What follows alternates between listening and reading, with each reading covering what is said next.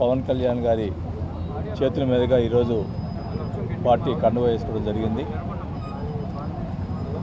మొదటి నుంచి కూడా నేను రాజకీయంలో 35 years నుంచి కూడా విలువలతో కూడిన రాజకీయాలు చేశాము. మరి పవన్ కళ్యాణ్ గారు నేను ఆ పార్టీలో ఉన్నా కూడా, వైఎస్ఆర్ పార్టీలో ఉన్నా కూడా నన్ను అభిమానించారు.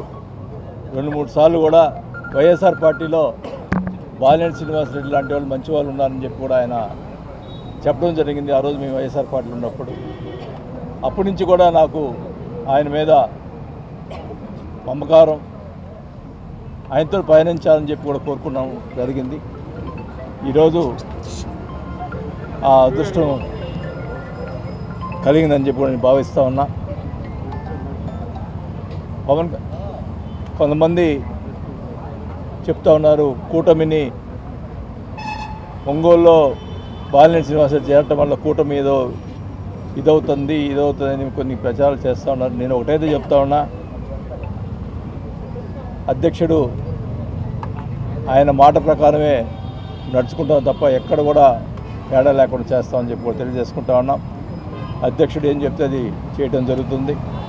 మరి మొదటి నుంచి ఉన్నటువంటి జనసేనలో ఉన్నటువంటి నాయకులు కానీ, కార్యకర్తలు కానీ, అలాగే ఇప్పుడు కొత్తగా చేరుతున్నటువంటి వాళ్ళు కూడా, జనసేన పార్టీ చేరుతున్న వాళ్ళందరూ కూడా కలిసికట్టుగా మరి పార్టీని అభివృద్ధి చేసేదానికోసం మా శాయశక్తి కృషి చేస్తామని చెప్పి కూడా తెలియజేసుకుంటా ఉన్నా. ఎక్కడ కూడా మొదటి నుంచి కూడా నేను 35 సంవత్సరాల నుంచి కూడా ఎక్కడ కూడా వివాదం అనేది లేకుండా చేసుకోవడం జరిగింది. ఈ మధ్య కొన్ని చిన్నవి జరుగుతూ ఉన్నాయి. అవన్నీ కూడా సర్దుమణుగుతాయని కూడా భావిస్తూ ఉన్నా. ఏమైనా కానీ పవన్ కళ్యాణ్ గారు కూటమి అనేది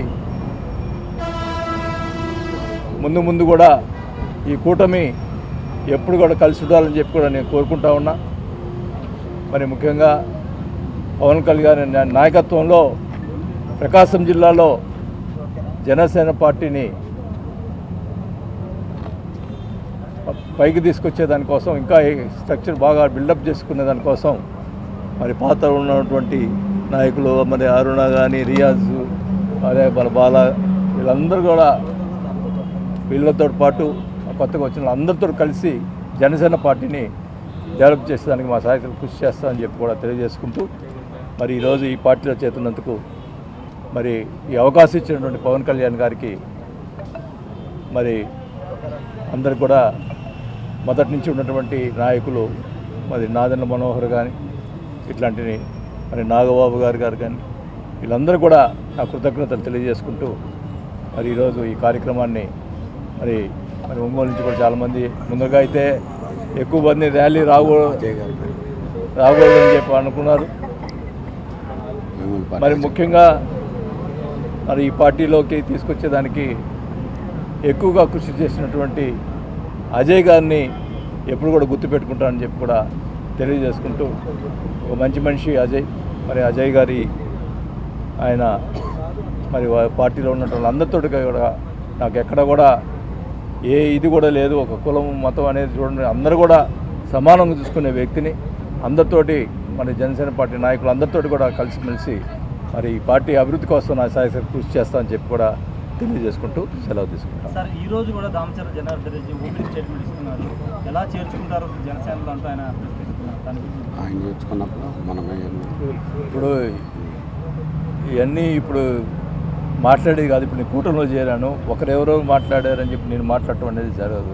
మీరు ఎన్ని ఇంప్లిమెంట్ చేసినా నేనైతే తొందరపడి ఎప్పుడు మాట్లాడను. అది నాయకులు ఆ పక్క మా పవన్ కళ్యాణ్ గారు, చంద్రబాబు గారు మాట్లాడుకుంటారు. మరి దాని ప్రకారం ఇది జరుగుతుంది. త్వరలోనే మరి ఒక నిర్ణయం తీసుకొని మరి ఒంగోలు కూడా మరి చాలామంది చేరాల్సిన ఉన్నారు కాబట్టి వాళ్ళందరూ కూడా చేర్చే కార్యక్రమం కూడా చేపడతామని చెప్పి కూడా తెలియజేస్తాం. మనం మీ గురించి జగన్ని అడిగితే వెళ్ళిపోతే వెళ్ళనే ఉండే ఏమైందని కామెంట్ చేసినట్టు మీ పేరు ప్రస్తావించి అడిగారు, మీరు వెళ్ళిపోతున్నారు బయటికి.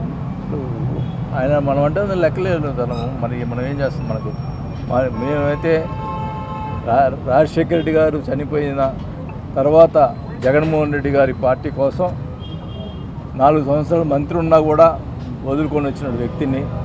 ఎందుకంటే నాకు రాజశేఖర రెడ్డి గారు అంటే అంత అభిమానం. ఈరోజు కూడా చెప్తున్నాను, ఈరోజు జనసేన పార్టీ చేరిన కూడా ఉన్న విషయాలు చెప్తున్నాను. నాకు రాజశేఖర రెడ్డి గారు రాజకీయ భిక్ష పెట్టారు కాబట్టి రాజశేఖర రెడ్డి గారు అంటే అభిమానం. మరి ఆయన కొడుకుగా ఆయన పార్టీ పెట్టినప్పుడు నేను పార్టీలో చేరటం, నేను మంత్రి పదవులు వదులుకొని పార్టీలో చేరడం జరిగింది. బై ఎలక్షన్కి పోయాం, అదే సీట్లో కూర్చున్నాం, అదే చేసాం, అన్ని రకాలుగా ఎన్నో రకాలుగా నేను పార్టీ కోసం ఇంకా శ్రమించాను తప్ప నాకు కొన్ని విషయాల్లో కొన్ని డిస్ప్యూట్లు వచ్చినాయి. అంతేగాని ఇప్పుడు ఏదో పార్టీ మారని చెప్పి ఆయన మీద ఏదో మాట్లాడటం నేను మాట్లాడటం అనేది కరెక్ట్గా కాదు.